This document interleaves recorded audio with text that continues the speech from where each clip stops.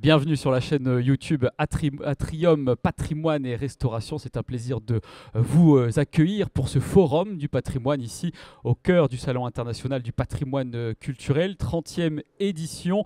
Forum qui fait la part belle évidemment à l'art déco puisque c'est la thématique retenue en cette année 2025. On va explorer un autre aspect justement oublié mais fondamental de l'architecture art déco, à savoir son lien étroit avec l'innovation technique, car derrière les façades élégantes, notamment les volumes géométriques ou encore les décors stylisés, l'art déco a aussi été un formidable laboratoire d'expérimentation des matériaux, que ce soit dans l'essor du béton armé, du fer, du verre, de la brique polychrome ou encore des nouveaux procédés d'ornementation.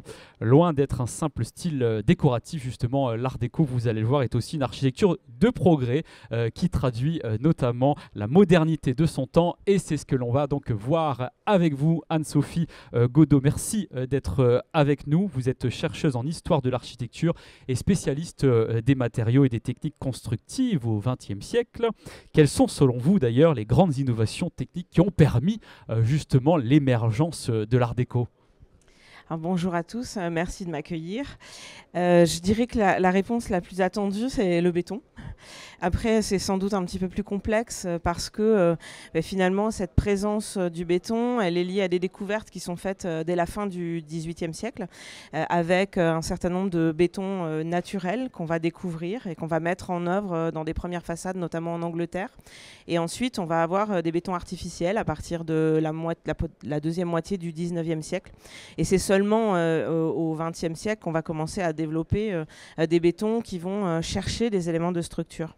On a tendance à résumer l'art déco à ses lignes épurées, à ses décors stylisés. Pourtant, il y a quand même des innovations structurelles au début du XXe siècle qui finalement apportent une totale révolution dans la construction des bâtiments. Quels sont les matériaux ou procédés nouveaux qui ont permis justement la révolution constructive au-delà du béton ? Alors, au-delà du béton, c'est surtout un ensemble de faits qui ont permis de voir apparaître l'intérêt de ces techniques dans les constructions. C'est-à-dire que le fait d'avoir déjà inventé ces nouvelles techniques en béton, mais aussi l'apparition du travail en métal, est quelque chose qui va largement inciter à travailler sur ces questions. On voit ici quelques photos que vous avez apportées, notamment de l'hôtel de ville du Touquet. Oui, alors ça, ce sont des images qui montrent la reconstruction de l'hôtel de ville de Touquet, où on voit la structure en béton, qui est en fait l'innovation véritable du XXe siècle et qui va être vraiment utilisée par les architectes avec cette idée que les choses naissent évidemment par la liberté prise par les avant-gardes dans les formes, par aussi finalement pendant le Second Empire l'idée d'aller chercher des mécanismes de technologie et d'inventivité qui vont être primés au titre de beaux-arts. Donc à partir de là, on va pouvoir commencer à réfléchir à quelque chose d'artistique avec cette nouvelle matière. Donc du béton en dessous et ensuite une enveloppe de parement avec des matériaux plus nobles. Bah, pas complètement. Non. Parce que si là, c'est trompeur alors. Je m'aperçois que c'est très pixelisé, je suis désolée, mais là ici, vous avez une partie qui est en brique, donc c'est matériaux industriels évidemment, mais aussi une partie qui est en ciment. C'est-à-dire que toutes les rambardes du Touquet sont aussi en ciment. Et après, on va faire des ciments colorés, évidemment, soit de couleur de pierre naturelle, c'est donc très trompeur, soit en mettant quelques ponctuations de couleurs et en inventant des styles. Ici, on reprend un peu le régionalisme du nord de la France. Voilà, dans le Pas-de-Calais, donc la ville du Touquet, Paris-Plage, avec cet hôtel de ville qui vient tout juste d'être restauré d'ailleurs. Comment les architectes art déco ont-ils collaboré avec les ingénieurs de l'époque ? Alors, ils ont collaboré de différentes manières. L'une d'entre elles, c'est notamment qu'ils ont les deux casquettes. Il y a des choses qui sont un peu différentes par rapport à aujourd'hui, où on a vraiment des métiers sectorisés. Pour le début du XXe siècle, et donc la période art déco, on a encore un certain nombre d'architectes qui ont aussi une formation d'ingénieur. Ça a été le cas, par exemple, à Béthune, là on voit la Grand Place. Alors, à Béthune, non. L'architecte en chef de la reconstruction de Béthune, qui est Jacques Allemand, notamment, va lui plutôt faire appel à des entreprises entreprises de ciment armé spécifiques. Et c'est ça en fait, c'est-à-dire que la plupart du temps, c'est des collaborations entre les ingénieurs de ces entreprises, les architectes, et parfois même uniquement avec des cimenteries, parce que les cimenteries ont des catalogues de vente, et donc dans ces catalogues, on y trouve tout un tas de motifs que les entreprises vont mettre en œuvre pour les architectes. Et ici, on est avec plusieurs cas différents, parce qu'après, il y a plusieurs architectes opérateurs qui vont construire à la place, donc c'est pas toujours le même système de fonctionnement. Mais voilà, c'est souvent des collaborations avec des entreprises. Et en quoi finalement l'innovation technique qu'on évoque là a-t-elle libéré la forme architecturale? On a l'hôtel de ville de Béthune là sur la droite de l'image. Est-ce qu'on n'aurait pas pu construire de cette manière-là si on n'avait pas ces innovations? Alors, en fait, l'innovation technique permet de la monumentalité des formes. C'est même ce qui est la raison pour laquelle on considère que l'art déco, c'est géométrisé, c'est une monumentalisation vraiment des années 30. Et on va avoir dans ce cadre-là cette idée de mettre en place cette monumentalisation. Après, dans les villes reconstruites, et c'est le cas à Béthune, il y a un choix qui est fait qui va être un mélange entre le sentiment d'un identique, et l'hôtel de ville a quand même un aspect extérieur relativement ancien, enfin, il s'inspire vraiment de l'architecture médiévale, tout autant que la forme des façades avec les pignons, et notamment les pignons à redans qui sont caractéristiques de ce territoire. Et puis ensuite, on va innover. Alors l'intérieur de l'hôtel de ville est complètement art déco. Il est vraiment fait de ces formes un peu géométriques, de ces jeux aussi de perspective. Est-ce qu'on peut dire que le béton finalement a remplacé la pierre comme matériau noble?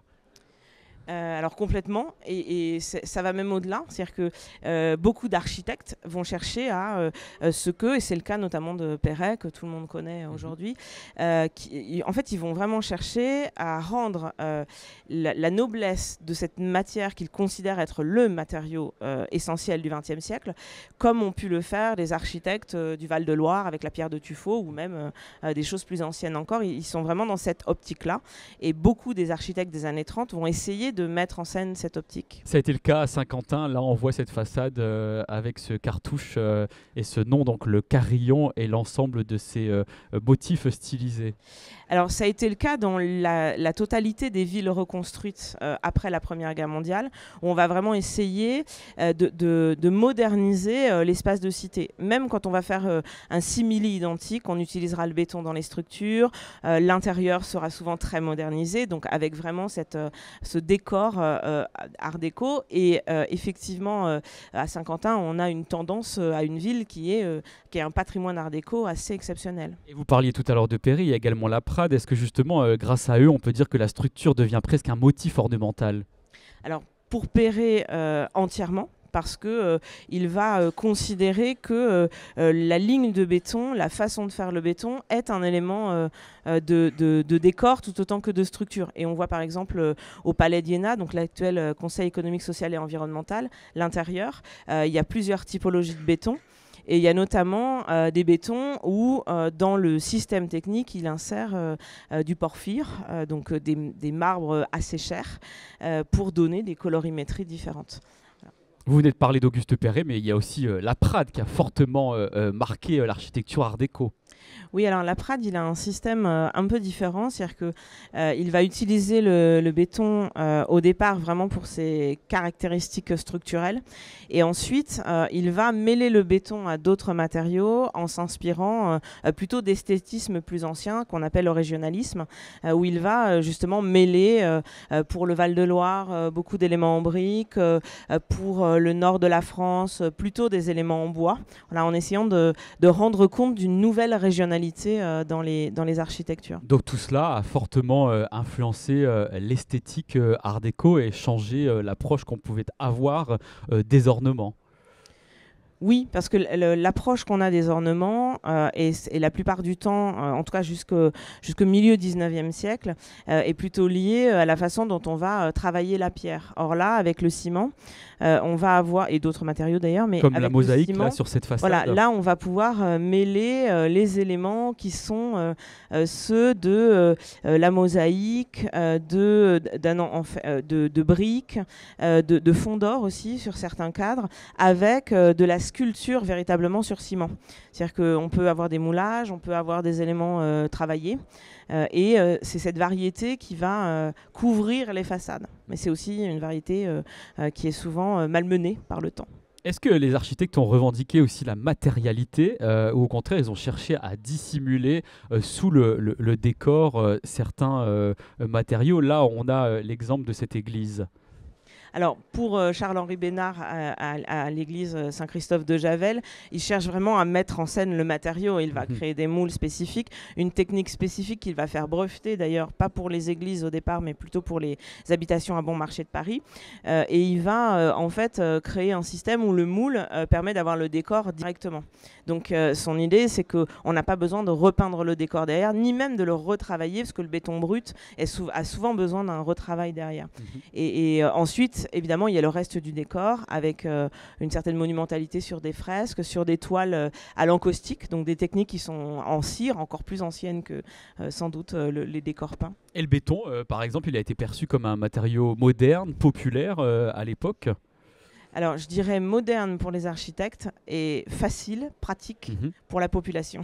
Oui, et la population aujourd'hui l'a définitivement adopté parce qu'on pose un autre regard sur le béton, notamment de cette période des années 20 et 30.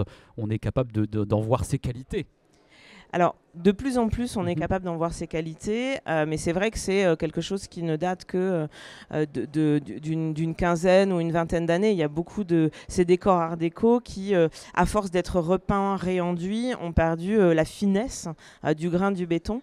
Et on a aussi d'autres désordres structurels cette fois-ci, notamment avec l'utilisation des fers dans les systèmes de béton, qui détruisent une partie de ce patrimoine. Et comme c'est un béton et qu'il est réputé, en tout cas depuis fort longtemps, relativement moche, on peut le dire, hein, c'est souvent ce qu'on nous dit. On a un peu de mal, en tout cas c'est toujours un petit peu difficile de faire admettre la qualité de ce béton. Pas de l'art déco en tant que tel, mais vraiment du béton. Du béton en tant que matériau qu'on retrouve dans les bâtiments publics, les cinémas, les immeubles urbains, comme vous le disiez il y a quelques instants. Ce sont vraiment des avancées techniques qui ont permis de construire l'ensemble des édifices que je viens de citer. C'est-à-dire qu'on a pu faire ça à grande échelle. Alors, on peut le faire à grande échelle parce que le matériau le permet. Il permet, grâce à des qualités de portant, c'est-à-dire d'avoir des grands porte-à-faux, des distances entre les points d'appui qui sont exceptionnelles. Et donc, on va pouvoir libérer des formes et monumentaliser. Et c'est aussi permis, par exemple, dans le cadre des cinémas ou des piscines, parce que ce sont des nouveaux programmes. Donc, on n'a pas de modèle à suivre. Et donc, on peut faire beaucoup plus facilement ce qu'on souhaite par rapport à d'autres architectures comme l'habitation ou l'hôtel de ville, par exemple. Où c'est un petit peu plus compliqué de mettre directement de l'art déco sur les façades. Et les architectes modernes de notre monde contemporain ont hérité justement de ces innovations techniques où aujourd'hui ils cherchent à s'en démarquer. Je pense que pour eux, c'est plutôt un héritage parce qu'il y a vraiment cette idée de tirer tous les potentiels graphiques du béton, ce qui n'était pas le cas pour complètement en fait le béton des années 30. Beaucoup d'architectes vont l'utiliser pour ses possibilités techniques et être un petit peu frileux pour les possibilités décoratives, structurelles et ambitieuses. Et donc on va garder cette ambition pour des grands volumes, mais pas forcément pour des formes qui sont très ouvertes. Et puis on a aussi en fait la progression technique, c'est-à-dire qu'on est passé de béton à des bétons armés, à des bétons précontraints qui vont permettre des formes encore plus exceptionnelles, à des bétons fibrés qui permettent d'avoir des points d'appui qui maintenant vont dans tous les sens. Vous parliez de béton teinté tout à l'heure, hein, qui a été pas mal utilisé à l'époque. Est-ce qu'aujourd'hui, finalement, on a une fascination pour ces bétons-là, même si c'est pas facile à restaurer d'après ce que vous disiez il y a quelques instants?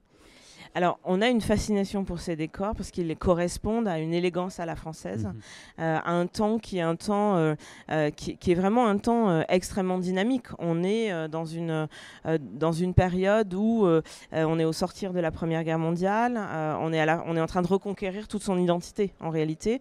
Et puis, c'est un temps qui est un temps international.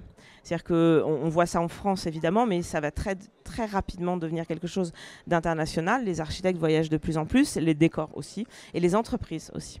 Et donc on a cette portée un petit peu d'avoir comme ça quelque chose qui est typique d'un siècle et qui n'est pas si loin que ça. Et donc on a vraiment une envie de le protéger, de le mettre en œuvre. Mais effectivement, c'est pas forcément ça. Protéger, c'est pas facile. À restaurer, est-ce qu'il faut le faire justement avec des techniques d'aujourd'hui ou vraiment essayer de reproduire les techniques d'origine pour faire en sorte d'être le plus fidèle possible? Alors, je ne suis pas sûre d'être la mieux placée, mais en tant qu'historienne, je dirais qu'il faut restaurer le tout, ce qui signifie d'avoir vraiment les techniques d'époque. Ça, c'est mon avis d'historienne. Après, je sais très bien que c'est compliqué. C'est compliqué parce qu'on n'a pas, en fait, forcément les compositions des bétons d'origine. Il y a une variété de production possible qui est très importante. Et on n'a pas toujours, justement, les contenus. On n'a pas les traces, on n'a pas de documents sur les contenus, les process de fabrication. En fait, on va avoir les contenus sur les process lorsque les entreprises sont des entreprises pérennes, donc qui existent depuis le 19e siècle, qui existent en partie encore aujourd'hui. Mais vous avez, pour cette période-là, un très grand nombre d'entreprises qui se sont lancées dans le ciment avec les cimenteries et qui n'ont eu d'une existence qu'une vingtaine d'années. Donc on a perdu ces pièces d'archives qui permettent d'expliquer le pourcentage entre les différents éléments, agrégats, ciment, sable, la qualité du sable choisi, les différents agrégats. Donc on a très peu de... Souvent, on manque d'informations. Ça veut dire des études importantes pour mener des restaurations, en fait. Très bien. Merci beaucoup Anne-Sophie pour cette présentation et cette exploration un peu singulière du patrimoine art déco. C'est aussi le cas dans cette nouvelle édition de la revue Atrium, Patrimoine et Restauration, qui organise ce forum du patrimoine. Il vient de sortir à l'occasion justement ce nouveau numéro du Salon international du patrimoine culturel. On voit là des mosaïques d'Odorico, c'est en Bretagne, un grand mosaïque que vous connaissez sans doute. C'est l'occasion d'explorer un peu plus encore justement les décors art déco qui ont été diffusés à la fois dans les intérieurs mais aussi sur les façades comme vous le disiez. Merci d'avoir été avec nous. Vous pouvez revoir évidemment, je le rappelle, toutes ces émissions organisées ici au cœur du Salon international du patrimoine culturel sur cette chaîne YouTube, la chaîne donc gérée par la revue Atrium, Patrimoine et Restauration. À très bientôt.